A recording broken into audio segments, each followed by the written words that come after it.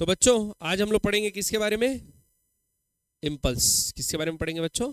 Impulse के बारे में। वैसे इम्पल्स के बारे में फोर्थ चैप्टर में हम लोग थोड़ा सा पढ़ चुके हैं, वही चीज है बेसिकली। पहले रिवाइज कर लेते हैं इम्पल्स, और उसके बाद अपने को ये कलीजन वाले चैप्टर में इम्पल्स का क्या इंपैक्ट है वो पढ़ेंगे, है ना। इम्पल्सिव फोर्सेस के बारे में पढ़ेंगे। तो इम्पल्स क्या होता है बेसिकली बच्चों? Nothing but change in momentum. Impulse क्या होता है? Change in momentum. ठीक। अब मोमेंटम का जो चेंज है बच्चों वो दो तरीके से हो सकता है। ठीक। मोमेंटम का चेंज अपन ऐसा पढ़े रिलेशनशिप की, फोर्स बराबर होता है change in momentum by time interval. मतलब वो जो फोर्स है कितने समय के लिए लगा और उससे मोमेंटम टोटल कितना चेंज हुआ, वो क्या बताता है? फोर्स। तो फोर्स डिपेंड करता है दोनों चीज पे, एक तो मोमेंटम में कितना चेंज आया और दूसरा उसमें टाइम कितना लगा। तो हम लोग को इम्पल्सिव के बारे में, इम्पल्स के बारे में अगर फॉर्मूला चाहिए तो यहां से आप क्या कर सकते हैं? एफ इंटू क्या लिख सकते हैं बच्चों? Delta T. ये बराबर होगा डेल्टा पी के। और इस एफ इंटू डेल्टा टी को या चेंज इन मोमेंटम को ही क्या बोला जाता है? इम्पल्स। चेंज इन मोमेंटम को क्या बोलते हैं बच्चों? इम्पल्स। इसलिए इसका यूनिट क्या होगा? न्यूटन सेकेंड या केजी मीटर पर सेकेंड। ठीक है, चेंज इन मोमेंटम है। अब हम लोग को एक खास इंपल्सिव फोर्स के बारे में पढ़ना है। कैसी फोर्स? Impulsive force. इंपल्सिव का मतलब हम लोग समझते हैं बच्चों, क्योंकि बोलचाल की भाषा में हम लोग उसको इस्तेमाल करते हैं। इंपल्सिव मतलब सडन। इंपल्सिव मतलब सडन। आप गाली सुने आपके झापड़ उड़ गया, है ना। इंपल्सिव क्या है? Impulsive action. सोच के नहीं करना है, क्या करना है? Impulsive action. तो हम लोग क्या बोलेंगे, जैसे सपोज ये एक फोर्स टाइम ग्राफ है। क्या ग्राफ है बच्चों? Force time graph. और छोटे से टाइम में, छोटे से टाइम इंटरवल में एक बड़ा फोर्स लग जाए। छोटे से टाइम इंटरवल में फोर्स क्या लग जाए? बड़ा, जिससे मोमेंटम चेंज बड़ा हो जाए। तो क्या होगा? सपोज ये t1 टाइम से फोर्स लगना चालू हुआ और t2 टाइम तक लगा, और इस इंटरवल में ही फोर्स कैसा लग गया बच्चों? एकदम बड़ा। आ रही बात समझ में? तो अब ये फोर्स जैसे वेरिएबल है, ये टाइम इंटरवल में एक ही जैसा हो जरूरी नहीं है, वेरिएबल है। लेकिन हम लोग ये जरूर निकाल सकते हैं कि ये जो फोर्स इट्स टाइम इंटरवल के लिए एक्ट किया उसके कारण मोमेंटम चेंज कितना हुआ होगा, उसके कारण मोमेंटम चेंज कितना हुआ होगा। जैसे आप ऐसा देखोगे इंपल्सिव फोर्स का एग्जांपल, अगर आप एक बॉल को जमीन में ड्रॉप करें तो बॉल जमीन से टकरा के क्या होती है? बाउंस। तो जब जमीन के साथ कांटेक्ट में बहुत कम समय के लिए रहती है लेकिन फोर्स बहुत बड़ी लगती है, तभी तो उसका मोमेंटम इतना चेंज हो जाता है। क्लियर बात? तो हम लोग यहां पर फोर्स को ना लिख के, इक्विलिब्रियम का इक्वेशन ना लिख के, हम लोग इंपल्सिव फोर्स देखने की कोशिश करेंगे कि इंपल्सिव फोर्स जमीन ने बॉल पे कितना लगाया, बॉल ने जमीन पे कितना लगाया। आ रही बात समझ में? तो बेसिकली इंपल्सिव फोर्स क्या होगी? ऐसी फोर्स जो बहुत शॉर्ट इंटरवल ऑफ टाइम के लिए एक्ट करे और मोमेंटम में बड़ा चेंज ला दे। ठीक है, तो क्या लिख लेते हैं? तो इंपल्स क्या होगा? impulse is short duration acting force। Short duration acting force, जिसमें ग्रामर की मैंने ऐसी तैसी कर दी है या ऐसे लिखो, impulse is a force acting for short period of time. Force acting for very short period of time. ठीक।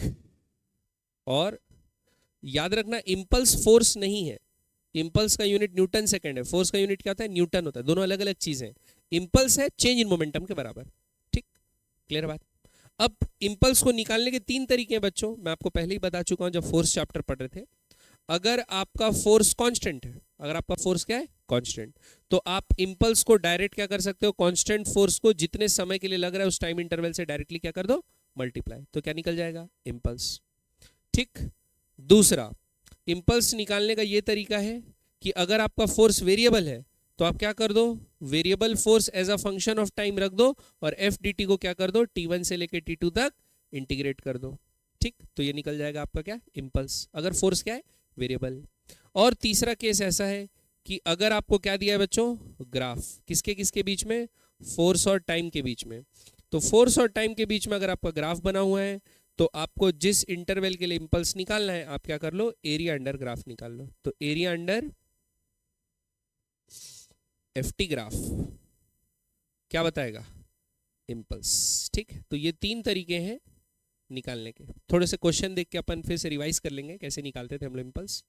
ठीक है, तो ये है।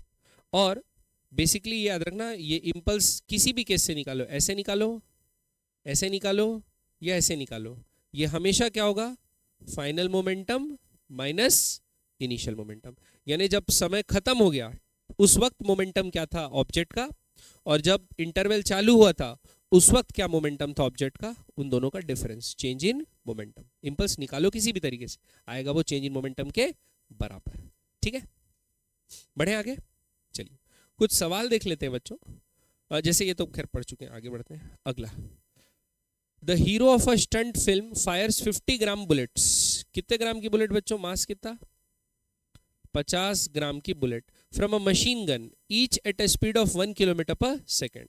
तो हर बुलेट की जो स्पीड थी वो कितनी थी, 10 का पावर 3 मीटर पर सेकेंड। सबको ऐसा यूनिट में लिखता है, अच्छा लगता है। फिर if he fires 20 bullets in 4 second, कितनी बुलेट, 20 बुलेट। तो टोटल नंबर ऑफ बुलेट उसने फायर की 20, और टोटल टाइम उसने लिया डेल्टा टी लिया 4 सेकेंड। ठीक, what average force does he exert against the machine gun during this period. तो आप जानते हैं बुलेट का मोमेंटम चेंज हो रहा है, तो बुलेट का मोमेंटम चेंज हो रहा है तो एक रिकॉइल मिलती है, गन को भी मिलती है, गन को। ठीक है, तो फोर्स कितना दे रहा होगा, जितना मोमेंटम चेंज बुलेट का हो रहा होगा उतना उसमें क्या लग रहा होगा, इंपल्स लग रहा होगा। उतने इंपल्स कौन झेल रहा होगा, ये झेल रहा होगा। तो इंपल्स इनटू, यानी इंपल्स को एवरेज टाइम से डिवाइड कर देंगे टोटल टाइम से, तो क्या आ जाएगा, एवरेज फोर्स।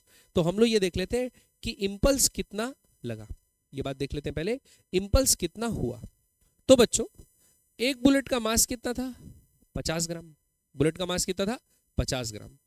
अब इसको क्या लिखते हैं, 50 इंटू 10 का पावर -3 kg, ये बुलेट का मास हो गया। अब मोमेंटम ऑफ बुलेट कितना होगा, 50 इंटू 10 का पावर -3 इंटू कितने स्पीड से निकली वो, 10 का पावर 3। तो कितना हो गया बच्चों, 50 kg मीटर पर सेकेंड। ये एक बुलेट का है। तो एक बुलेट के कारण मोमेंटम चेंज, एक बुलेट का मोमेंटम चेंज इतना हुआ, एक बुलेट का मोमेंटम चेंज इतना हुआ। ठीक, तो 20 बुलेट का मोमेंटम चेंज कितना होगा, टोटल मोमेंटम चेंज 20 बुलेट का होगा 20 इंटू 50। तो कितना हो गया बच्चों, 5 दूनी 1000। ठीक है, कितना हो गया, 1000। ठीक, अब तो 1000 kg मीटर पर सेकेंड का क्या हुआ, मोमेंटम चेंज हुआ टोटल, किसका, बुलेट का। कितने टाइम में, 4 सेकेंड में। कितने सेकेंड में, 4 सेकेंड में। तो आप F बराबर क्या लिख सकते हो, total momentum change by time. ठीक, तो 4 सेकेंड में, तो क्या करोगे बच्चों, 1000 बाय 4, तो कितना आएगा ये, 250 न्यूटन, क्योंकि rate of change of momentum क्या होता है, फोर्स। तो आपको एवरेज फोर्स आदमी ने कितना लगाया, 250 न्यूटन। अरे बस, क्योंकि गन बुलेट पे 250 न्यूटन का फोर्स लगा रही, तो बुलेट भी गन पे कितना लगाएगी, 250 न्यूटन का फोर्स। बात समझ में आएगी नहीं। तो हम लोग चेंज इन मोमेंटम या इंपल्स, इसी को बोलते हैं इंपल्स, इंपल्स की मदद से क्या निकाल लिया, एवरेज फोर्स। क्लियर बात, बढ़े आगे। नेक्स्ट क्वेश्चन, अगला अ बॉक्स ऑफ मास कितना, 10 kg resting on a frictionless horizontal ground acted upon by a horizontal force F which varies as follows. ये फोर्स का वेरिएशन है। फिर हम लोग को बोला है find the speed of the particle when the force ceases to act. ठीक, तो फाइनल वेलोसिटी निकालना है। फाइनल वेलोसिटी के लिए हम लोग को क्या चाहिए, फाइनल मोमेंटम चाहिए। और हम लोग को ये पता है कि चेंज इन मोमेंटम बराबर किसके होता है बच्चों, इंपल्स। चेंज इन मोमेंटम किसके बराबर होता है, इंपल्स। तो चेंज इन मोमेंटम क्या होगा, फाइनल माइनस इनिशियल। और इंपल्स कैसे निकालेंगे इस केस में, area under force time graph. ठीक है, ऐसे निकालेंगे। तो P final minus P initial निकलते हैं। तो फाइनल मास कितना है ऑब्जेक्ट का, 10। मास कितना है, 10। फाइनल वेलोसिटी हमको पता नहीं है। इनिशियल वेलोसिटी क्या थी, रेस्ट पे रखा हुआ, तो इनिशियल वेलोसिटी क्या होगी, 0। तो इनिशियल मोमेंटम 0 हो गया। Area under force time graph ये निकाल लेते हैं बच्चों। एरिया कैसे निकालेंगे, half into base into height. तो कितना आ जाएगा, 100। तो ये बराबर हो गया 100। तो V बराबर कितना हो गया बच्चों, 10 मीटर पर सेकेंड। समझ में आया बात। तो इंपल्स बराबर चेंज इन मोमेंटम। 10वीं कक्षा में अपन बनाते थे, 10वीं नहीं, 9th में ऐसा बनाते थे। क्लियर? आगे बढ़े, पक्का? तो ये इक्वेशन समझ में आ रहा है? ये वाला, या चेंज इन मोमेंटम बराबर इम्पल्स, ये हमारा ब्रेड एंड बटर बनेगा आगे कुछ सवालों के लिए जब हम इम्पल्सिव फोर्स के बारे में पढ़ेंगे। ठीक, नेक्स्ट एक और बना लेते हैं क्वेश्चन। ठीक है, देखो, बॉल ऑफ मास कितना, 200 gram, is moving horizontally with a speed of 10 metre per second. 10 metre per second से हॉरिजॉन्टली चल रही है। It struck by a bat, as a result it starts moving with a speed of 25 metre per second at an angle 37 degree. तो कितना angle बना के चल रही है बच्चों? 37 डिग्री बना के चले गई। If the same vertical plane as shown in figure, find the average force exerted by the bat if the duration of impact is इतना सेकेंड। तो सबसे पहले क्या निकालते हैं? एवरेज फोर्स निकालते हैं। ड्यूरेशन ऑफ इम्पैक्ट कितना है? 0.5 सेकेंड। ठीक, तो बच्चों सबसे पहले क्या करते हैं? इम्पल्स निकालते हैं। क्या निकालते हैं? इम्पल्स। ठीक, क्योंकि इम्पल्सिव फोर्स लग रही होगी बैट और बॉल के बीच में, इम्पल्स निकाल लेंगे, उसको टाइम से डिवाइड करेंगे तो क्या आ जाएगा? फोर्स। इम्पल्स बराबर क्या होता है? Change in momentum. ठीक, अब बच्चों यहां पर बताओ, वेलोसिटी का चेंज क्या सिर्फ एक डायरेक्शन में हो रहा है कि 2 डायरेक्शन में हो रहा है? तो फोर्स भी वैसे ही लगेगा। ठीक, तो देखो बिफोर क्या था, इसकी वेलोसिटी थी -10I, ये बोल सकता हूं बिफोर वेलोसिटी क्या थी? -10I। तो बिफोर वेलोसिटी ये थी, तो मैं इनिशियल मोमेंटम ऐसा लिख दूंगा बच्चों, आप लोगों को कोई दिक्कत तो नहीं है बता देना, -M10I। बताओ कोई दिक्कत? ठीक, अब मैं लिखता हूं बच्चों फाइनल मोमेंटम। जब बैट बॉल से टकरा गया तो बॉल इधर फ्लाई हुई, तो बॉल इधर फ्लाई हुई, तो ये क्या करते हैं? 25 मीटर पर सेकंड का रेजोल्यूशन कर लेते हैं। तो इधर क्या आएगा? 25 cos 37, और इधर क्या आएगा बच्चों? 25 sin 37, ये आएगा। तो 25 cos 37 आया। cos 37 का वैल्यू होता है 4/5, तो 5 4 जा कितना आएगा? 20। तो ये एक्सपायर हो चुका है। लेना भाई, जाना, माँ कसम जाने की नाम नहीं ले रहा है। हाँ ठीक, अब तो ये कितना हो गया बच्चों? 20। कितना हो गया? 20I। तो ये क्या लिखते हैं बच्चों? 20I। और ये ऊपर जा रहा है तो कितना होगा? sin 37 होता है 3/5, तो 5 से 5 जा 5 3 जा 15, तो क्या आएगा? +15J। लेकिन मोमेंटम लिखना है तो क्या मल्टीप्लाई करना पड़ेगा बच्चों? मास। ये बात समझ में आएगी नहीं? पक्का? अब निकालते हैं चेंज इन मोमेंटम। ये इम्पल्स हो जाएगा। जो चेंज इन मोमेंटम क्या आएगा? Final minus initial. तो 20I माइनस 10, आई वाला आई से ही होता है बच्चों मल्टीप्लाई, एक्स में एक्स से ही फर्क पड़ता है, वाई में वाई से। तो 20 माइनस माइनस कितना होगा? 30MI, और 15J यहां पर तो कुछ है नहीं, 0, तो क्या लिखेगा? +15MJ, Mary chain. हाँ, तो ये आ गया मोमेंटम चेंज। अब क्या करेंगे? Divide by time. तो फोर्स क्या होगा बच्चों?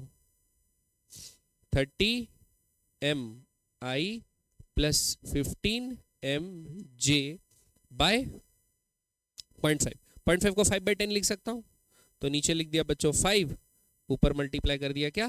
10। तो मास का वैल्यू भी डाल देंगे 200 ग्राम। तो 200 ग्राम अगर डालोगे तो क्या आएगा? 200/1000 केजी में लिखना पड़ेगा। तो 200/1000 कितना होता है? 0.2। तो यहाँ पर 0.2 लिखेंगे तो 0 कट जाएगा, 3 2 जा कितना हो जाएगा? 6, और ये कितना हो जाएगा? 15 × 0.2 3, तो कितना हो जाएगा? ये 3। ये बात समझ में आएगी नहीं? ये हो जाएगा 3, और नीचे 5 है तो ये 5 2 जा कट जाएगा, तो ये 2 मल्टीप्लाई होगा तो 6 2 जा 12I प्लस 6J।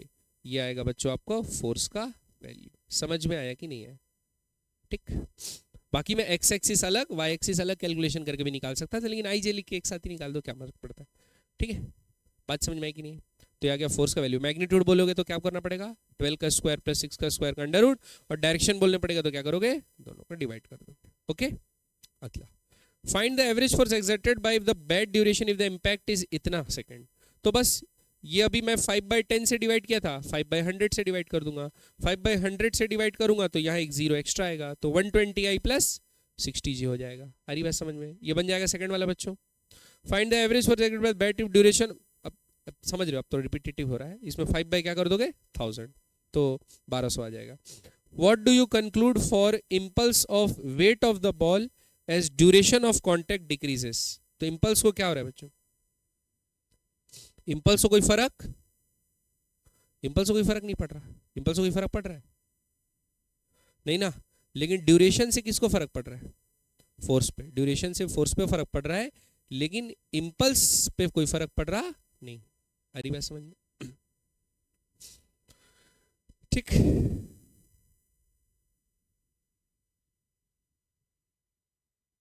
बढ़ेंगे।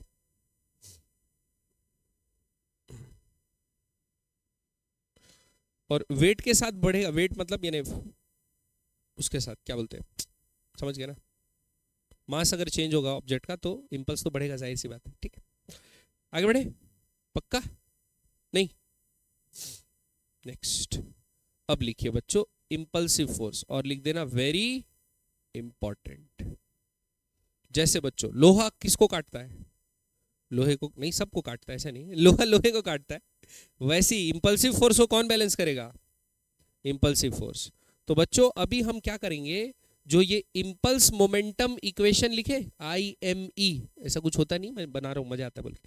IME, इंपल्स मोमेंटम इक्वेशन, मतलब इंपल्स किसी एक पर्टिकुलर डायरेक्शन में बराबर change in momentum of object in that particular direction. आ रही बात समझ में? तो ये वाला इक्वेशन हम लोग लिखेंगे। जैसे अभी हम लोग क्या लिखते थे, sum of all the forces in x, sum of all the forces in y बराबर mass into acceleration y, mass into acceleration in x, ऐसा इक्वेशन करते थे। तो ये दो इक्वेशन बनाते थे।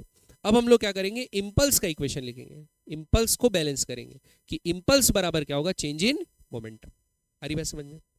तो हम लोग को ये पहचानना पड़ेगा कि सिचुएशन में इंपल्सिव फोर्स कौन कौन सी है, एक गिवन सिचुएशन में इंपल्सिव फोर्स कौन कौन सी है। सपोज जैसे ये एक बॉल है, ठीक है, ये बॉल नहीं है, ये जमीन है ना। जमीन के ऊपर क्या करिए, एक बॉल रखी हुई। जमीन के ऊपर क्या रखी हुई बच्चों, एक बॉल। और आपने क्या किया, एक दूसरी बॉल को इस बॉल के ऊपर ड्रॉप कर दिया। क्या कर दिया? ड्रॉप। ठीक, अब ये बॉल क्या आएगी, नीचे आएगी, और जैसे इससे टकराएगी बच्चों सडनली, तो मोमेंटम का चेंज तुरंत होगा कि नहीं होगा? सडनली होगा। तो इन दोनों के बीच जो रिएक्शन फोर्स लगेगा बच्चों, या रिएक्शन फोर्स जो लगेगा, जो कांटेक्ट फोर्स लगता है फिर हमेशा वो इंपल्सिव नेचर का होता है। किस नेचर का होता है? सडनली लगता है। कैसे लगता है? सडनली। जैसे आप एक ऑब्जेक्ट को जमीन में ही फेंक दो तो भी जो फोर्स लगेगा जमीन से वो कैसा लगेगा? इंपल्सिव। आ रही बात समझ में? तो इन दोनों के बीच जो कांटेक्ट फोर्स लगेगा वो इंपल्सिव लगेगा। तो अपन क्या लिख सकते हैं, ये इस पे एक इंपल्स लगा रहा है, मैं बोल सकता हूं J1। अब ये ऊपर वाले पे फोर्स लगा रहा है, तो ऊपर वाला नीचे पे क्या लगाएगा? J1, उतना इंपल्स लगाएगा। इंपल्स फोर्स को कौन बैलेंस करता है? इंपल्स। ठीक है, अब इस पे एक इंपल्सिव फोर्स लग रहा है कि नहीं लग रहा है? J1। तो ये किसके साथ कांटेक्ट में था? जमीन के साथ। तो जमीन जैसी इंपल्स महसूस करेगा कि ऊपर वाले में इंपल्स लगा, तो उसको बैलेंस करने के लिए क्या करेगा? खुद भी एक इंपल्स लगाएगा, विच इज J2। आ रही बात समझ में? पक्का? तो ये जो फोर्सेस होंगे, ये वाला रिएक्शन, ये वाला रिएक्शन और ये वाला रिएक्शन, ये होगा N1 इंटू टाइम, जो छोटे टाइम इंटरवल के लिए लग रहा है। ये होगा बच्चों N1 इंटू टी, छोटे इंटरवल के लिए लग रहा है। और ये होगा N2 इंटू टी। आ रही बात समझ में? ये इंपल्सेस लिखे हैं, और ये सारे N1 और जो N2 है, ये रिएक्शंस कैसे हैं? Impulsive reaction. कैसे रिएक्शन? Impulsive reaction. बात समझ में आएगी नहीं? पक्का? ठीक, तो ये बात याद रखना कि रिएक्शन फोर्सेस क्या होती हैं? इंपल्सिव। जब भी जहां भी इंपैक्ट हो रहा है वो रिएक्शन फोर्स कैसे रहेंगी? इंपल्सिव। क्लियर है? दूसरा बात ये याद रखना, फ्रिक्शन, ये डिपेंड करता है, फ्रिक्शन और टेंशन। कौन कौन? फ्रिक्शन और टेंशन, ये फोर्सेस भी पढ़े बच्चों हम लोग। तो ये डिपेंड करता है सिचुएशन पे कि ये क्या बोलते हैं, ये इंपल्सिव रहेगी कि इंपल्सिव नहीं रहेगी। ये सिचुएशन पे डिपेंड करते हैं। कैसे? जैसे देखो, सपोज मैं यहां पर एक वेज ले रहा हूं, ठीक, और ये रफ सरफेस पे रखा हुआ है। वेज क्या पे रखा है? रफ सरफेस पे। और मैं इसके ऊपर से एक बॉल ड्रॉप कर दिया। क्या किया? एक बॉल ड्रॉप करा। तो बॉल आएगी बच्चों, नीचे आएगी और इससे टकराएगी। जब टकराएगी तो इनके बीच जो रिएक्शन लगेगा वो कैसा होगा? इंपल्सिव कि नॉन इंपल्सिव? इंपल्सिव। क्या होगा बच्चों? इंपल्सिव। तो क्या करेगा, बॉल इसके ऊपर मैं ऐसा बोल सकता हूं एक इंपल्स फोर्स लगाएगी, या एक इंपल्स लगाएगी J1, सडन कांटेक्ट में आके उसका मोमेंटम चेंज हो गया, तो क्या लगाएगी, एक इंपल्स उस इंस्टेंट पे J1 लगाएगी। अब जैसे ये इंपल्स लगा बच्चों, इसके दो कंपोनेंट होंगे, एक J1 जो सरफेस के परपेंडिकुलर है और J1 जो सरफेस के पैरेलल है कि नहीं, दो इंपल्स लगेंगे नहीं लगेंगे कंपोनेंट। तो ये डाउन वाले को कौन संभालेगा, जमीन। तो इस बार जमीन जो रिएक्शन देगी वो भी क्या होगा बच्चों, इंपल्सिव होगा, J2 ये भी इंपल्सिव होगा। अब बताओ एक हॉरिजॉन्टल डायरेक्शन में भी इंपल्स लग रहा है, इसको कौन संभालेगा, तो इस केस में जो फ्रिक्शन है वो क्या होगा, इंपल्सिव। आ रही बात समझ में, एक इंपल्सिव फ्रिक्शन भी लगेगा, बात समझ में आएगी नहीं, ऑब्जेक्ट पक्का। तो फ्रिक्शन डिपेंड करता है कि इंपल्सिव होगा कि नहीं होगा सिचुएशन पे, कभी कभी नहीं भी हो सकता है, कभी कभी हो भी सकता है, क्लियर है। जैसे अगर सपोज इंपल्सिव फोर्स जो एक्ट कर रही है इसमें वो वर्टिकल डायरेक्शन में कर रही है, क्या में कर रही है, वर्टिकल डायरेक्शन में कर रही है, तो क्या होगा, अभी इसमें कोई इंपल्सिव फोर्स ऐसा जनरेट नहीं होगा, फ्रिक्शन कैसे जनरेट नहीं होगा। लेकिन हाँ कोई भी एक कंपोनेंट आ गया भाई, इंपल्सिव कंपोनेंट आ गया इधर जो पीछे खिसकाने की कोशिश कर रहा है, तो तुरंत फ्रिक्शन भी क्या करेगा, इंपल्सिव फोर्स लगा डालेगा, पक्का। समझ में आ रहा है कि नहीं आ रहा है, ठीक। वैसे ही बच्चों टेंशन का केस भी है इंपल्सिव का और नॉन इंपल्सिव का। जैसे कि सपोज आपका ये एक ऑब्जेक्ट लटका हुआ है और एक ऑब्जेक्ट आके सीधा इससे टकराया, कैसे टकराया, सीधा। तो जब ये टकराएगा सीधा तो इसको इंपल्स किस डायरेक्शन में मिलेगा, इस डायरेक्शन में इंपल्सिव फोर्स लगेगा। वर्टिकल डायरेक्शन में कोई इंपल्सिव फोर्स लगा नहीं, तो इस केस में टेंशन जो है इंपल्सिव नहीं होगा, टेंशन जो है इंपल्सिव नहीं होगा। लेकिन अगर ये सेम ऑब्जेक्ट आए और ऐसा टकराए टेढ़ा, तो क्या होगा, अब वो इस डायरेक्शन में इंपल्स लगा रहे हैं कि नहीं लगा रहे। अब इस इंपल्स के कितने कंपोनेंट हो गए, हॉरिजॉन्टल और वर्टिकल। तो ये वाला तो एक रिएक्शन जो है वो तो इंपल्सिव है ही है, टेंशन भी क्या लगेगा अब, इंपल्सिव। आ रही बात समझ। तो हमको सबसे पहले बच्चों क्वेश्चन में इससे जो क्वेश्चन हम लोग बनाते हैं ना, उसमें ये पहचानना है कि इंपल्सिव फोर्सेस कौन है और नॉन इंपल्सिव फोर्सेस कौन है। क्यों, चूंकि देखो, अच्छा कौन नहीं है ये भी बता देता हूं। एक जो नहीं है वो क्या है, ग्रेविटेशन। एक जो नहीं है वो क्या है बच्चों, ग्रेविटेशन। जैसे अगर मैं एक पत्थर को ऊपर फेंकता हूं तो मोमेंटम को जीरो होने में समय लगता है कि नहीं लगता है, क्योंकि ग्रेविटेशन फोर्स जो मोमेंटम चेंज करती है उसमें समय लगता है, ठीक। वैसे स्प्रिंग फोर्स है, अपन धागा काटने वाला देखे थे बच्चों, तो स्प्रिंग फोर्स इंस्टेंटली जैसे ही धागा कटता है स्ट्रिंग, तो स्प्रिंग फोर्स चेंज नहीं होता। स्प्रिंग फोर्स को भी चेंज होने में क्या लगता है बच्चों, समय, डिफॉर्म होने में उसको समय लगता है या रिफॉर्म होने में उसको समय लगता है। तो ग्रेविटेशन और स्प्रिंग फोर्स ये दोनों ऐसी फोर्सेस हैं जो कि क्या होती है बच्चों, नॉन इंपल्सिव, क्लियर है। वो क्या होती है, नॉन इंपल्सिव। और इंपल्सिव कौन कौन सी होती है, जितनी भी रिएक्शनरी फोर्सेस होती है, नॉर्मल रिएक्शन, टेंशन, फ्रिक्शन, ये सब कांटेक्ट फोर्सेस। और टेंशन और ये तो सिचुएशन पे डिपेंड करती है, और नॉर्मल रिएक्शन भी आप सिचुएशनल देखोगे कि कौन सा इंपल्सिव होगा कौन सा नॉन इंपल्सिव होगा। ये बात समझ में आएगी नहीं। अब प्रॉब्लम बनाते बनाते अपन और आगे सीखेंगे कि इंपल्सिव को कैसे पहचानते हैं, नॉन इंपल्सिव को कैसे पहचानते, ठीक है। तो हम क्या करेंगे, जो नॉन इंपल्सिव फोर्स है उसके कारण मोमेंटम चेंज इंस्टेंट पे हो रहा है नहीं मानेंगे, तो हमको सिर्फ कौन कौन सी फोर्सेस बैलेंस करनी पड़ेंगी, इंपल्सिव फोर्सेस, ठीक है। तो उससे एक इक्वेशन हमारा वेलोसिटी और मोमेंटम चेंज का तुरंत पता चलेगा। बढ़े आगे, चलिए देखिए। तो बच्चों कुछ इंपॉर्टेंट पॉइंट लिख लो। Gravitational force and spring force are always non impulsive. ये दोनों क्या होती है, हमेशा नॉन इंपल्सिव। इनके कारण मोमेंटम चेंज होने में क्या लगता है, समय। जैसे ही सिचुएशन चेंज हो तुरंत इनका मोमेंटम चेंज हो जाए ऐसा होता नहीं है। भाई एक स्प्रिंग नेचुरल लाइन पे रखा है, उसके तरफ एक मास आप फेंक के मारे तो शुरू में मास टकराएगा तो उसका मोमेंटम तुरंत चेंज नहीं होता ना, जब तक स्लोली ये डिफॉर्म नहीं हो जाता तब उसका मोमेंटम चेंज होता है। तो इसीलिए स्प्रिंग फोर्स और ग्रेविटेशन जो होते हैं वो इंपल्सिव नहीं होते, ठीक। तीसरा बात, normal force, tension and friction are case dependent. तो यही हमारा दिमाग का एआई चलेगा, नहीं हमारे दिमाग का क्या एआई, हमारे दिमाग का इंटेलिजेंस चलेगा और पता लगाएंगे कि क्या होगा, कब ये इंपल्सिव है कब इंपल्सिव नहीं है, कौन सा टेंशन इंपल्सिव है कौन सा टेंशन नॉन इंपल्सिव है, कौन सा रिएक्शन इंपल्सिव है कौन सा रिएक्शन नॉन इंपल्सिव। बात समझ में आएगी नहीं। फिर impulsive force can only be balanced by another non impulsive force को बैलेंस नहीं करेगा।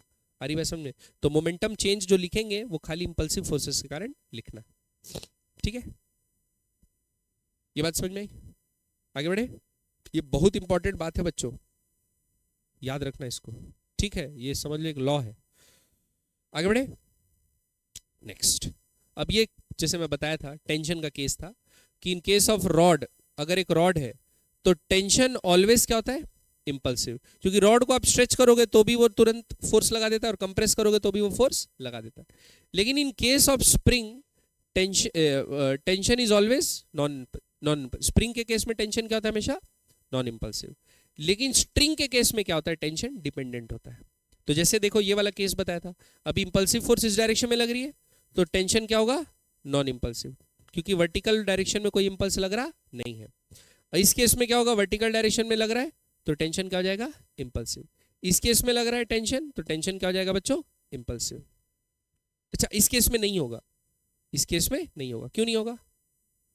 क्योंकि ये रॉड नहीं है ना। अगर इस डायरेक्शन में आपको लगा फोर्स, ठीक, इंपल्स लगा, तो इसको इंपल्स ऊपर लगेगा ना, और ऊपर अगर लगेगा तो धागा क्या हो जाता है? स्लैक। धागा क्या हो जाता है? स्लैक। तो इस केस में इंपल्स लगेगा नहीं। लेकिन हाँ, नीचे लगा तो धागा को, जब नीचे इंपल्स लग रहा है इस वाले को, तब धागा क्या होगा? अपवर्ड एक इंपल्स देके संभाल लेगा। आ रही बात समझ में? तो जब स्ट्रिंग का केस होगा तो आपको क्या दिखना है? स्ट्रिंग का केस होगा तो कंपोनेंट होना है डायरेक्शन ऑफ, धागे के डायरेक्शन के और एक इंपल्स का कंपोनेंट होना है, और दूसरा कि धागे के तरफ नहीं होना है, धागे के ऑपोजिट डायरेक्शन होना है, तभी इंपल्स लगेगा। आ रही बात समझ में? नहीं तो स्ट्रिंग क्या हो जाता है? स्लैक होके। स्ट्रिंग कभी पुल, स्ट्रिंग हमेशा पुल करता है, पुश थोड़ी कर सकता है। आ रही बात समझ में? तो कोई ऊपर आ रहा है तो उसको ढकेलेगा क्या स्ट्रिंग? नहीं। तो डाउनवर्ड डायरेक्शन में कभी इंपल्स लग रहा नहीं है, तो ऐसे केस में इंपल्स नहीं लगेगा, लेकिन ऐसे केस में इंपल्सिव फोर्स मानेंगे उसको, ठीक? और ऐसा हॉरिजॉन्टल केस में भी इंपल्सिव फोर्स नहीं मानेंगे। याद रहेगा? पक्का? आगे बढ़े बच्चों। नेक्स्ट, अगला। अब एक क्वेश्चन बनाते हैं बच्चों, ठीक है? एक क्वेश्चन मैं बनाऊंगा, एक क्वेश्चन आप बनाएंगे। A right angled wedge of mass m, base angle theta, resting over a smooth horizontal surface, पहले बोल दिया, मतलब फ्रिक्शन क्या है? absent.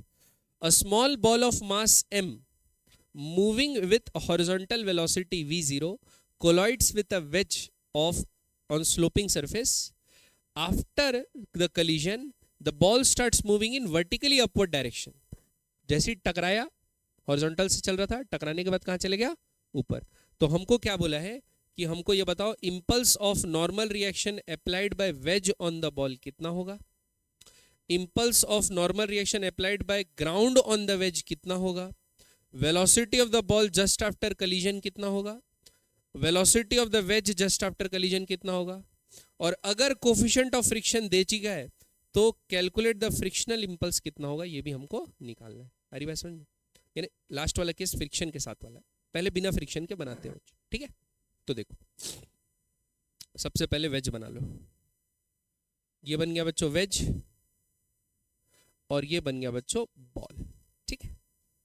बच गया वेज और बॉल। तो दो चीजें यहां पर लिखना है। ये जो फ्री बॉडी डायग्राम बन रहा है बच्चों, हम फोर्स का नहीं बनाएंगे, हम सिर्फ किसका बनाएंगे? इंपल्स का। किसका बनाएंगे? इंपल्स। तो इंपल्स के साथ वेलोसिटी लिखना जरूरी है, इनिशियल भी और फाइनल भी, तभी तो इंपल्स मोमेंटम इक्वेशन लिखेंगे। चेंज इन मोमेंटम बराबर इंपल्स। तो देखो, अब सबसे पहला बात, किसका बनाऊं बताओ? वेज का बनाऊं कि बॉल का बनाऊं? पहले वेज का बनाते हैं, ठीक है? तो देखो, बॉल हॉरिजॉन्टली आ रही थी, बॉल क्या आ रही थी? हॉरिजॉन्टली आ रही थी और टकराई, तो कलीजन कैसा हुआ होगा? ऐसा हुआ होगा। तो रिएक्शन हमेशा किधर लगता है बच्चों? सरफेस के परपेंडिकुलर, तभी तो उसको नॉर्मल रिएक्शन बोलते हैं। तो जो इंपल्स लग रहा होगा उसका डायरेक्शन ऐसा होगा। ये होगा कि नहीं होगा? पक्का? तो मैं बोलता हूं, जब ये इससे टकराया तो वेज इस पे जो इंपल्स लगाएगा बॉल पे, वो किस डायरेक्शन में लगाएगा? इधर लगाएगा, जे। ये बात समझ में आया कि नहीं? तो बॉल भी वेज के ऊपर एक इंपल्स लगाएगी which will be equal to J. ये बात समझ में आया कि नहीं आया? आया बात समझ में? पक्का? दूसरी बात, जो बॉल थी, कौन थी? बॉल, उसका इनिशियल वेलोसिटी क्या था? v0, और क्वेश्चन में डेफिनेटली दिया है कि ये वर्टिकल हो जाती है बॉल, बॉल क्या जाती है वर्टिकल, तो फाइनल वेलोसिटी बॉल का क्या हो गया 0। ये बात समझ में आई कि नहीं है? पक्का? ये लिख रहा हूं मैं किसके लिए, एक्स एक्सिस के लिए, ठीक है। इनिशियल वेलोसिटी वाई डायरेक्शन में बॉल का कितना था 0, और फाइनली कितना हो जाता है u ले लेते हैं, क्वेश्चन में u दिया है, v दिया है, अपन u ले लेते हैं, क्या ले लेते हैं बच्चों u, वो u अपने को निकालना है। ये बात समझ में आया कि नहीं है? पक्का? ऊपर से तो नहीं गया? नेक्स्ट, अब वेज की बात करते हैं। किसकी बात करते हैं? वेज। तो बच्चों जो इसमें इंपल्स लग रहा है जे, वो किस डायरेक्शन में लग रहा है? इस डायरेक्शन में लग रहा है। तो इसके दो कंपोनेंट होंगे, एक हॉरिजॉन्टल और एक वर्टिकल। वर्टिकल को कौन बैलेंस करेगा? वर्टिकल को कौन बैलेंस करेगा? ग्राउंड। तो ग्राउंड एक इंपल्स देगा बच्चों जे डैश, और अभी के लिए फ्रिक्शन एब्सेंट है। अभी के लिए क्या है? Friction absent. तो अभी के लिए क्योंकि फ्रिक्शन एब्सेंट है तो हम लोग क्या बोलेंगे, जो हॉरिजॉन्टल डायरेक्शन है उसमें कोई इंपल्सिव फोर्स लग रहा नहीं है, क्योंकि दे तो जमीन ही सकता है, तो जमीन अब देगा नहीं। क्लियर है बात? दूसरी बात, वेलोसिटी जो है क्या हो गई इसकी, इसको लिख लेते हैं हम लोग यू डैश। टकराने के बाद इसकी वेलोसिटी क्या हो गई बच्चों? You dash. ये बात समझ में आया? इसकी वेलोसिटी हो गई यू डैश, और वर्टिकल डायरेक्शन में इसकी कोई वेलोसिटी नहीं है। तो टकराने के बाद यू थी और पहले कितनी थी 0, और वर्टिकल डायरेक्शन में टकराने से पहले भी 0 थी, टकराने के बाद भी 0। ये समझ में आया कि नहीं है बच्चों? तो ये इतनी चीजें इंपल्स मोमेंटम डायग्राम में, कितनी इंपल्सिव फोर्सेस है और velocity change horizontal vertical direction में कितना हो रहा है, ये सब चीजें हमको मार्क करना है। ये पहला स्टेप हो गया। ये बात समझ में आया कि नहीं आया बच्चों? पक्का? ठीक। अब इसके बाद क्या करते हैं, इक्वेशंस लिखते हैं, इंपल मोमेंटम इक्वेशन। पहले किसके लिए लिखूं, बॉल के लिए कि वेज के लिए? बॉल के लिए लिखते हैं। किसके लिखते हैं? बॉल के लिए। वेज का फ्री बॉडी पहले बना दिया, तो बॉल के लिए पहले लिख लेते हैं। अब देखो, तो सबसे पहले तो एंगल पता लगाते हैं। ये जे इस डायरेक्शन में लग रहा है बच्चों, तो ये बनाते हैं अपन हॉरिजॉन्टल, है ना, और ये इसके परपेंडिकुलर है, और ये एंगल कितना है थीटा, तो ये एंगल कितना होगा थीटा, तो ये एंगल कितना होगा 90 माइनस थीटा। तो इसके अगर मैं दो कंपोनेंट कर दूं बच्चों, तो ये कंपोनेंट कितना होगा जे साइन थीटा, और ऊपर वाला क्या होगा जे कॉस थीटा। आ रही बात समझ में? जे कॉस 90 माइनस थीटा क्या होता है साइन थीटा, और जे 90 वो क्या होता है कॉस थीटा। ये बात समझ में आएगी नहीं? पक्का? अब लिखता हूं फॉर एक्स, अच्छा दूसरे पेज में लिखता हूं, अच्छा लगेगा। फॉर एक्स एक्सिस अप्लाइंग, ये पूरा नहीं लिखना है, मैं अभी समझाने के लिए लिख रहा हूं। Impulse momentum equation, impulse momentum equation for ball. ठीक। तो बच्चों इंपल्स मोमेंटम थ्योरम क्या बोलता है, या इक्वेशन क्या बोलता है कि इंपल्स बराबर चेंज इन मोमेंटम। अब बताओ, बॉल पे एक्स डायरेक्शन में मोमेंटम कितना लगा जे साइन थीटा। मैं क्या कर रहा हूं, इस तरफ को पॉजिटिव ले रहा हूं और इस तरफ को पॉजिटिव ले रहा हूं, तो उल्टे वाले को क्या लूंगा नेगेटिव। ठीक है, तो जे साइन थीटा बताओ पॉजिटिव है कि नेगेटिव है? पॉजिटिव।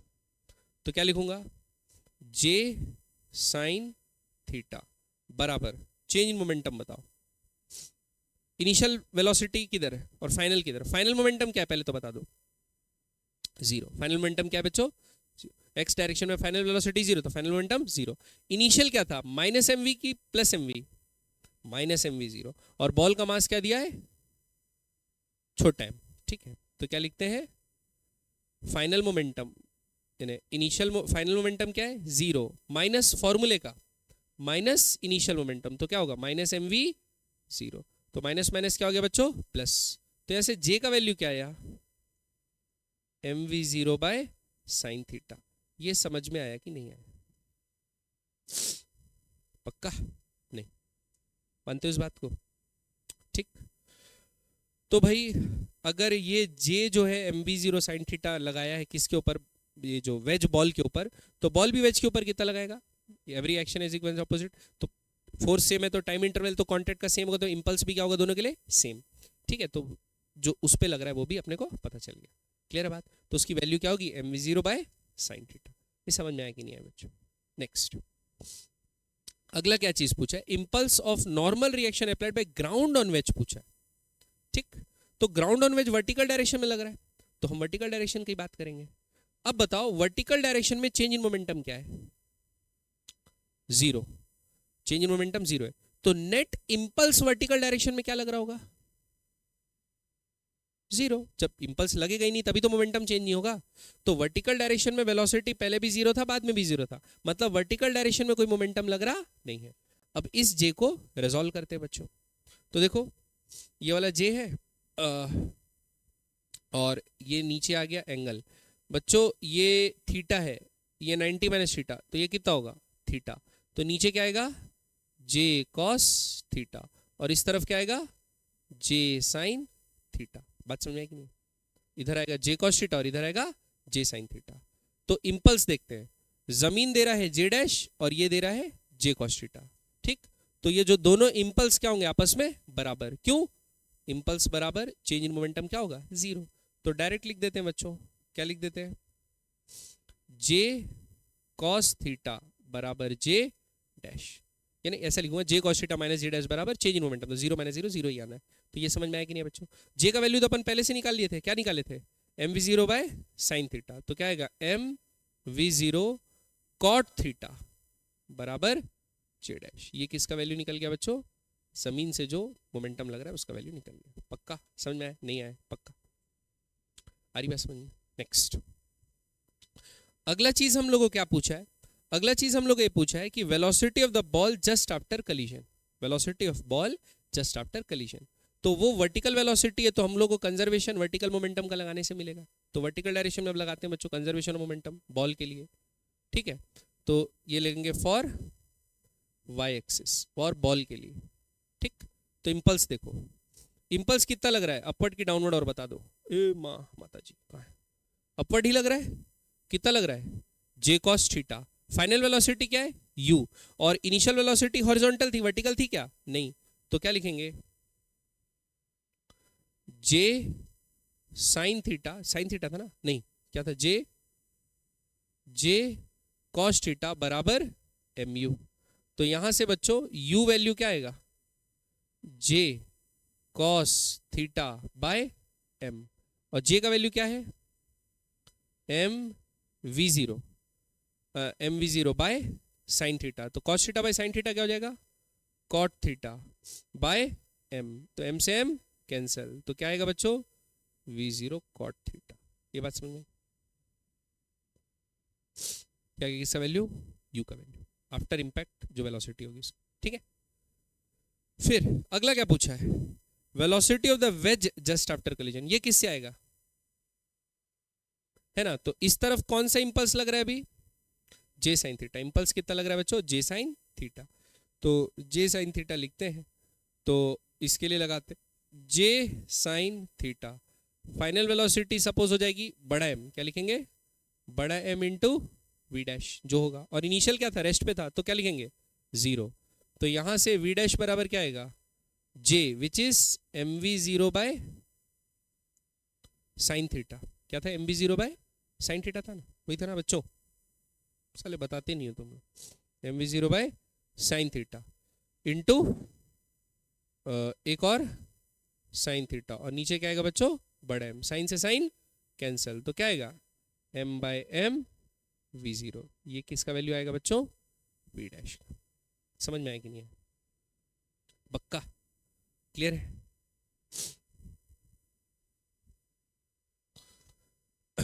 आगे बढ़े। नेक्स्ट लास्ट क्या बोला है हमको? ये बोला है लास्ट में कि if the coefficient of friction between the ground and the wedge is mu, then calculate the frictional impulse. क्या निकालना है बच्चों? Frictional impulse. तो फ्रिक्शनल इंपल्स किसके बराबर होगा? फ्रिक्शनल इंपल्स किसको बैलेंस करने की कोशिश करेगा? इसको बैलेंस करने की कोशिश करेगा। किसको? ये। तो किसके बराबर होगा वो? कहाँ गया? J sine theta. J sine theta को कौन बैलेंस करेगा? फ्रिक्शन। जे साइन थीटा को बैलेंस करेगा फ्रिक्शन। तो क्या लिख सकते हैं? J sine theta minus impulse by friction बराबर चेंज इन मोमेंटम, बराबर चेंज इन मोमेंटम। तो जो भी चेंज इन मोमेंटम होगा, सपोज अब तो यू नहीं होगा ना, यू डैश, अब कुछ और वेलोसिटी हो सकता है। अब क्या होता है? कुछ और वेलोसिटी हो सकता है, तो क्या लिख लेते हैं? U dash. तो इंपल्स एम यू डैश, बड़ा एम यू डैश। तो इंपल्स बाय फ्रिक्शन क्या आएगा? J sine theta minus M U dash, क्या लिखेंगे J sine theta by M U dash. आ रही बात समझ में? पक्का। और फ्रिक्शन के कारण जो बस और क्या, बस इतनी तो होगा और क्या, ठीक है।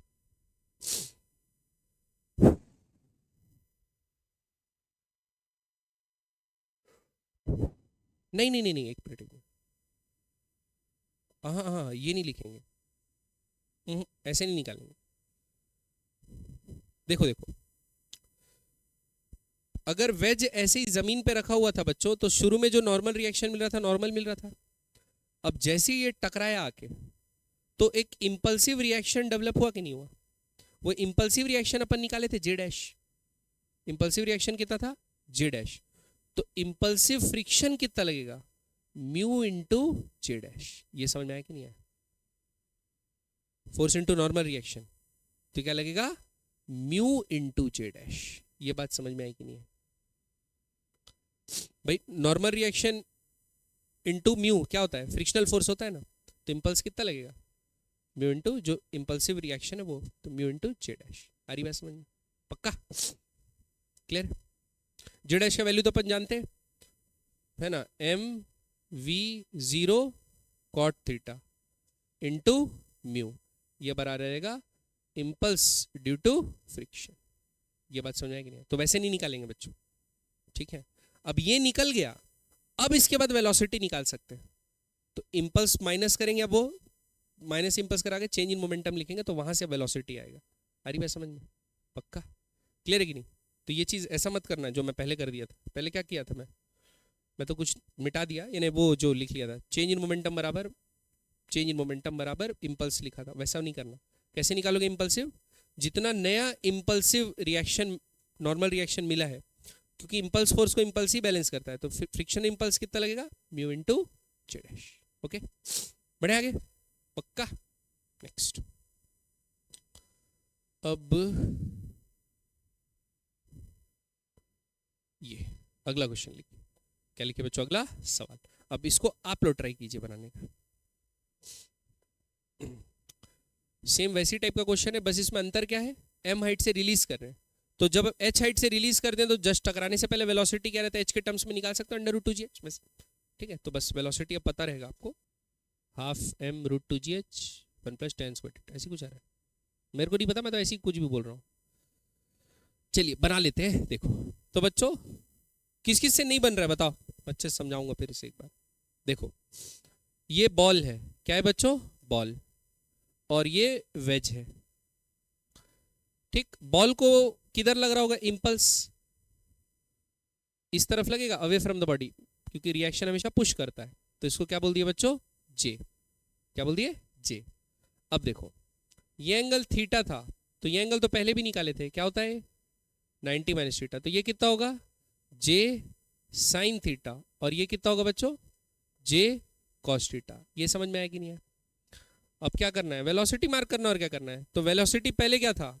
ऊपर से नीचे आ रहा था, तो इनिशियल वेलोसिटी वर्टिकल डायरेक्शन में कितनी थी? √2gh। और बाद में क्या हो गई? 0। आ रही बात समझ में?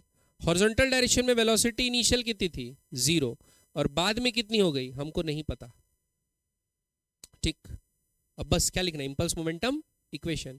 तो impulse momentum equation vertical direction में लगाते हैं, तो अपवर्ड को मैं पॉजिटिव लिया हूं, तो क्या लिखता हूं? जे कॉस थीटा बराबर फाइनल मोमेंटम माइनस फॉर्मूले का minus initial momentum. Initial momentum कहाँ है? डाउनवर्ड। तो क्या लिखेंगे? -m 2gh। तो j cos थीटा बराबर क्या है बच्चों? m into 2gh। तो j का वैल्यू क्या है बच्चों? m into 2gh by cos theta. समझ में आया कि नहीं? पक्का। अब ये j का वैल्यू आ गया, अब कहाँ लगाते हैं? हॉरिजॉन्टल वेलोसिटी पता लगाने के लिए लगाते हैं। तो हॉरिजॉन्टल वेलोसिटी क्या दी हुई है बच्चों? जे साइन थीटा है मोमेंटम, इंपल्स बराबर चेंज इन मोमेंटम। तो फाइनली सपोज हो जाती है mv, इनिशियली क्या थी? 0। तो क्या लिखेंगे इसको? जे का वैल्यू क्या डालेंगे? mv है ना, तो m से m कट जाएगा, तो क्या आएगा? √2gh sign theta by cos theta क्या होगा? tan थीटा बराबर क्या आ गया? v। तो ये आ गई फाइनल वेलोसिटी, ठीक। तो इनिशियल वेलोसिटी √2gh थी, तो काइनेटिक एनर्जी क्या लिखेंगे? Half m 2gh। और फाइनल वेलोसिटी क्या थी √2gh tan थीटा, तो क्या लिखेंगे 2gh tan स्क्वायर थीटा, और दोनों को माइनस कर लेंगे। अरे बस में तो tan स्क्वायर थीटा -1 आ जाएगा।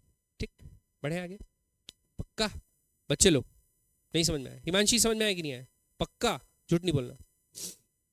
नेक्स्ट, अब एक नए टाइप का सवाल और देखते हैं। अब एक स्ट्रिंग वाला देखते हैं। क्या वाला देखते हैं बच्चों? String. A bob of mass m suspended by an inextensible string. Mass m लटका हुआ inextensible string। और क्या बोला है? A particle of mass m moves with velocity v0. कितने वेलोसिटी से मूव हो रहा है बच्चों? v0. Strikes the bob as shown in figure. If the particle comes to rest just after collision, मतलब ये पार्टिकल का v0 वेलोसिटी क्या हो जाता है? 0, खत्म। ठीक, 0 हो जाता है। Then calculate impulse of tension on the string, velocity of the bob just after collision. तो पहले तो चेक कर लेते हैं कि ये वाला केस टेंशन इंपल्सिव फोर्स लगाएगा कि नहीं लगाएगा। तो बच्चों जब ऐसे टेढ़ा होकर आके टकरा रहा है तो इसको इंपल्स किधर मिलेगा? नीचे डायरेक्शन में मिलेगा। तो इसके दो कंपोनेंट करेंगे, एक डाउनवर्ड और एक हॉरिजॉन्टल। तो हॉरिजॉन्टल वाला इसको हॉरिजॉन्टल वेलोसिटी इंपार्ट करेगा और डाउनवर्ड जर्क को कौन संभालेगा?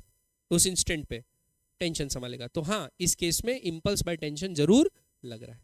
ठीक है बच्चों, ये बात समझ में आई कि नहीं? पक्का। अब आगे, अब देखिए, ये v0 वेलोसिटी से जा रहा था और टकराया, तो इसको इंपल्स किधर लगेगा बच्चों? इधर लगेगा, जे पुश। ठीक, जे लगेगा। अब जे को क्या करते हैं, दो कंपोनेंट कर लेते हैं। ये एंगल थीटा दिया है तो ऊपर वाला क्या आ जाएगा? जे कॉस थीटा, और नीचे वाला क्या आ जाएगा? जे साइन थीटा। वैसे इसमें कन्वर्ट करने की जरूरत नहीं है। क्यों? क्योंकि डायरेक्शन वेलोसिटी v0 थी जे के अलोंग, और फाइनल वेलोसिटी क्या होगी? 0। तो ना हॉरिजॉन्टल है ना वर्टिकल कंपोनेंट है, तो इस बार इसको रिजॉल्व करने की कोई जरूरत नहीं है। अपन डायरेक्ट लिख सकते हैं जे बराबर फाइनल मोमेंटम क्या है? 0, और जे मतलब इस तरफ को मैं पॉजिटिव लिया हूं तो इस तरफ को क्या लेना पड़ेगा? नेगेटिव। तो फाइनल फॉर्मूले का माइनस माइनस mv0, तो ये क्या हो जाएगा? जे बराबर mv0। ये बात समझ में आई कि नहीं है? ये आ गया इंपल्स उन दोनों के बीच में जो कांटेक्ट यानी नॉर्मल इंपल्स लगा है, रिएक्शन इंपल्स। ठीक है, अब इसका फ्री बॉडी डायग्राम बनाते हैं। इसको एक जे लगेगा बच्चों, इधर लगेगा जे इधर, और एक ऊपर लगेगा जे स्ट्रिंग का लगेगा, जे का स्ट्रिंग। टेंशन तो हमेशा खींचेगा, अरे बस समझ। तो इसको नीचे खींचोगे तो इंपल्स देगा ऊपर की तरफ। ठीक है, तो अब इसके दो कंपोनेंट अब करने पड़ेंगे बच्चों, है ना। तो ये पहले लाइन बनाते हैं और ये बनाते हैं। ये थीटा होगा भाई, ये थीटा दिया था तो ये भी क्या होगा? थीटा होगा। तो नीचे वाला क्या होगा? जे कॉस थीटा, और ये क्या होगा? जे साइन थीटा। ठीक, तो जे साइन थीटा इसको क्या देगा? Horizontal velocity. और जे कॉस थीटा को कौन संभालेगा? क्योंकि वर्टिकल डायरेक्शन में कोई वेलोसिटी, स्ट्रिंग इज इनएक्सटेंसिबल, तो वर्टिकल डायरेक्शन में कोई वेलोसिटी नहीं है। तो क्या लिखेंगे? जे स्ट्रिंग बराबर जे क्या है? mv0। तो क्या होगा बच्चों? mv0 cos theta. बात समझ में आया कि नहीं आया? और mv0 sin थीटा। जो इंपल्स है किस डायरेक्शन में? हॉरिजॉन्टल डायरेक्शन में, वो इसका मोमेंटम को क्या करेगा? चेंज। तो उसका मास बड़ा m है, तो m into V minus initial momentum क्या था उसका? 0। तो उसका वेलोसिटी क्या आ गया? m बाय बड़ा M v0 sin थीटा। बच्चों समझ में आ रहा है कि नहीं आ रहा है? बढ़िया टेक्निक है कि नहीं? पक्का, बढ़िया। आगे नेक्स्ट क्वेश्चन बनाते हैं। अगला, क्या आप अटेम्प्ट कर पाएंगे इसको खुद है? चलिए ट्राई कीजिए, ट्राई कीजिए। कुछ नहीं करना बच्चों, बस क्या करना, अब ये लास्ट टाइप का एक प्रॉब्लम बता देता हूं बच्चों, ठीक है। इसके बाद आप लोग का जिम्मेदारी। चलिए देखो बच्चों, अब ऐसे वाला क्वेश्चन है ना, कैसे बनाएंगे? क्या बोला? Two particles A and B of equal masses m are attached by a string of length 2l, यानी स्ट्रिंग की लंबाई कितनी है? 2l, and initially placed over a smooth horizontal table in the position shown in figure. Particle B is projected across the table, यानी ये a fix है और ये बी जो स्लैक था इसको प्रोजेक्ट कर दिया हॉरिजॉन्टली, तो ये सीधा जाना चालू करेगा बच्चों। तो बच्चों इसमें तो कोई फोर्स नहीं लग रहा है, ये यू वेलोसिटी से जाएगा। लेकिन जैसे ही धागा क्या होगा? टाइट। जैसे ही धागा क्या होगा? टाइट। तो इसको एक खींचेगा कि नहीं खींचेगा? क्या लगाएगा बच्चों? एक इंपल्स। इंपल्स के कारण इसकी वेलोसिटी क्या होगी? चेंज। चेंज बढ़ेगी, चेंज होगी, बढ़ेगी कम होगी थोड़ी पता। आ रही बात समझ? चलिए देखते हैं। अब find the velocity of each particle of the string becomes taught and the magnitude of impulse tension, ये हमको निकालना है। बात समझ में आएगी नहीं बच्चों? देखो अब क्या करते हैं, पहले इसकी बात करते हैं, इसकी बात करते हैं बच्चों, इसकी बात करते हैं।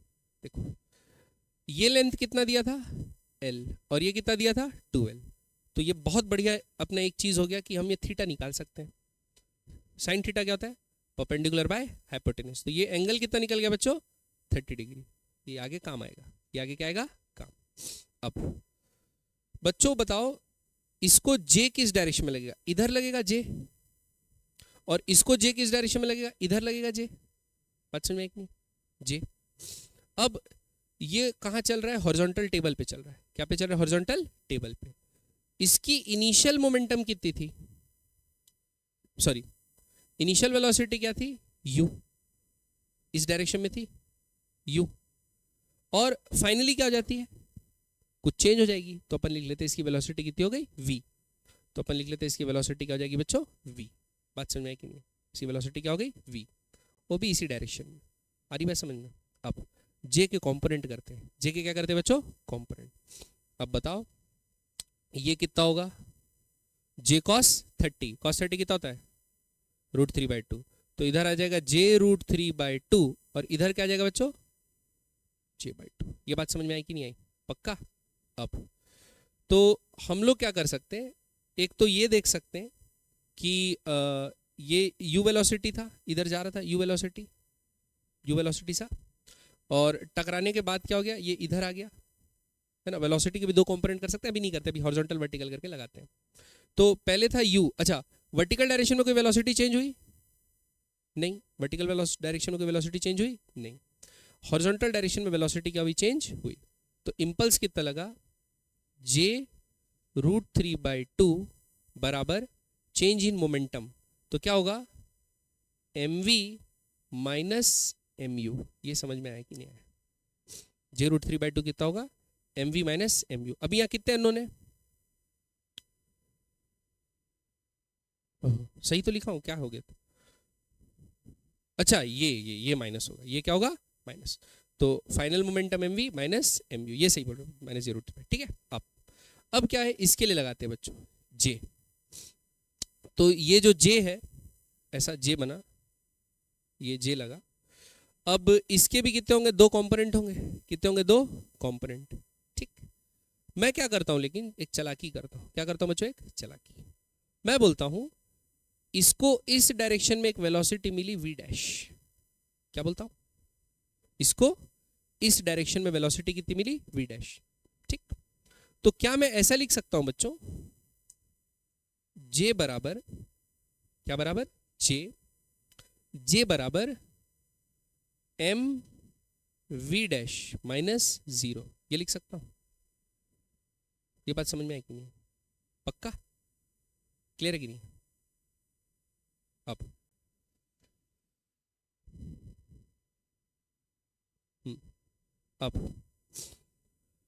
अब मैं इसको ना लिख के एक बढ़िया चीज करता हूं, आप लोग घबराना मत। देखो इनिशियल वेलोसिटी किस डायरेक्शन में थी बच्चों? इधर थी u। इनिशियल वेलोसिटी इस डायरेक्शन में थी। ये एंगल अगर थीटा है तो ये एंगल भी थीटा होगा, तो ये कितनी हो जाएगी? u cos थीटा, और ये कितनी हो जाएगी? u sin theta. ऐसे होगी u cos थीटा और u sin थीटा। तो u cos थीटा थी, तो ये जो j है, ये जो j है बच्चों, उसको मैं क्या लिख सकता हूं? ऐसा लिख सकता हूं, बताओ। j माइनस j बराबर mu cos theta minus mv dash लिख दिया। मतलब इसकी जो वेलोसिटी थी अलोंग द स्ट्रिंग, इसकी velocity along the string same लिखा। बाय कंस्ट्रेंट लिख सकता हूं कि नहीं लिख सकता? क्योंकि ऐसे कंपोनेंट करके इक्वेट करने से ना कोई हासिल नहीं हो रहा है मेरे को, एक वेरिएबल ही बढ़ रहा है। ऐसे में देखो j वेरिएबल है और v डैश वेरिएबल है, तो दो वेरिएबल दो इक्वेशन। बात समझ में आई कि नहीं? तो क्या कॉन्सेप्ट इस्तेमाल किया बच्चों कि अलोंग द स्ट्रिंग, क्या अलोंग द स्ट्रिंग वेलोसिटी क्या होती है? सेम। तो जब स्ट्रिंग टाइट हो जाएगी तो दोनों को उस इंस्टेंट पे दोनों का वेलोसिटी क्या होगा? सेम होगा इसके अलोंग, क्योंकि स्ट्रिंग टाइट है। तो इस डायरेक्शन में वेलोसिटी सेम होगा कि नहीं होगा?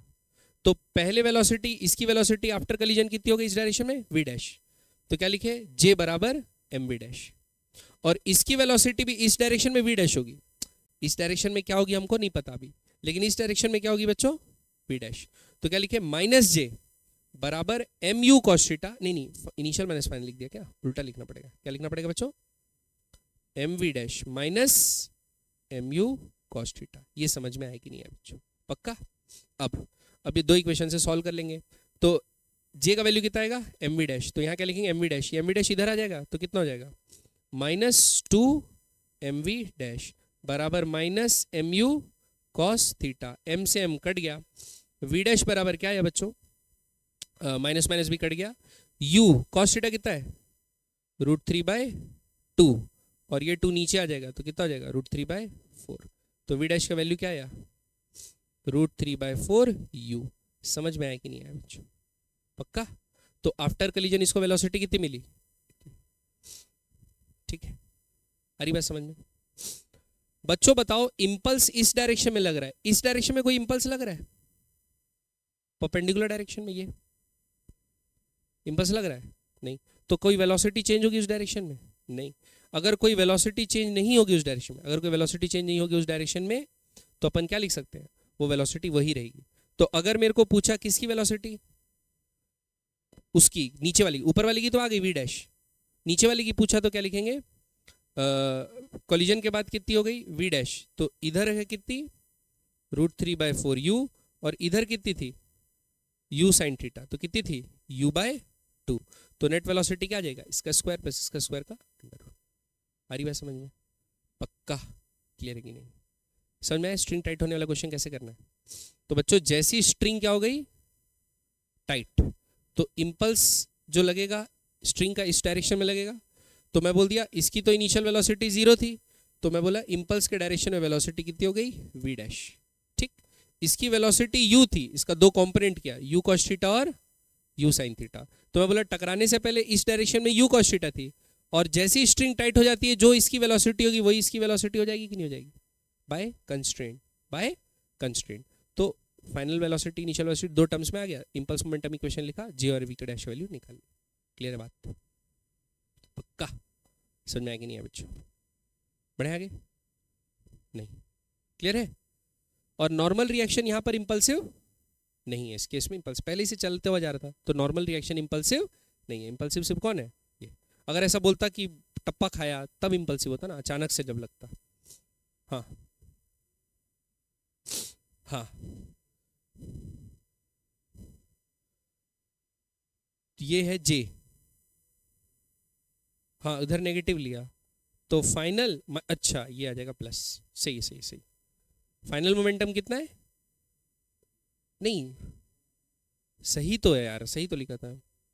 mv dash minus mu cos। सही लिखा हूँ, दोनों सही लिखा हूँ, सही लिखा था। हाँ हाँ, इधर ही होगा ना, नीचे। हाँ, अब ये नीचे होगा, ये ऊपर होगा, तो स्लैक नहीं हो जाएगा स्ट्रिंग? एक ही तरफ रहेगा ना।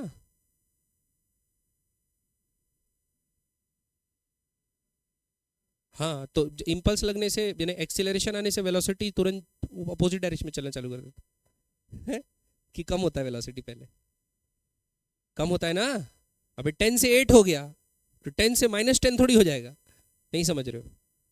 जिधर इंपल्स फोर्स, वेलोसिटी के डायरेक्शन में डिस्प्लेसमेंट होता है, वेलोसिटी का डायरेक्शन और डिस्प्लेसमेंट का डायरेक्शन हमेशा सेम होता है, लेकिन एक्सीलरेशन और वेलोसिटी का डायरेक्शन सेम हो ये जरूरी नहीं है। तो छोटे क्लास की बात नहीं समझ में आ रहा? पक्का? ऐसा नहीं कि ये वाह भाई स्ट्रिंग्स, फिर तो कुछ, फिर मैकेनिक्स ही नहीं रहा, रूल ही तोड़ दी। बढ़े आगे? ऐसा सवाल बना लोगे बच्चों अब? तो ये इंपल्स के क्वेश्चन आते हैं। क्या के क्वेश्चन आते हैं? इंपल्स। जब रोटेशन मोशन पढ़ेंगे तो बास्केटबॉल ऐसा गोल घुमा के फेंकेंगे। कैसे फेंकेंगे? गोल घुमा के। तो वो गोल गोल गोल घूम के नीचे जाएगा और टप्पा खा के भी टेढ़ा उड़ेगा। अब आपको आइडिया लग गया होगा अब क्या करना पड़ेगा। सिर्फ इंपल्सिव फोर्सेस को देखना है, इंपल्सिव रिएक्शन, इंपल्सिव फ्रिक्शन, और क्योंकि फ्रिक्शन अब सेंटर के बाद टॉर्क भी प्रोवाइड करेगा, तो टॉर्क के कारण फिर रोटेशन निकालेंगे, फिर वो रोटेशन के कारण कैसे आगे जाएगा, उसका v और ये क्या होगा, ये सब हम लोग निकालेंगे।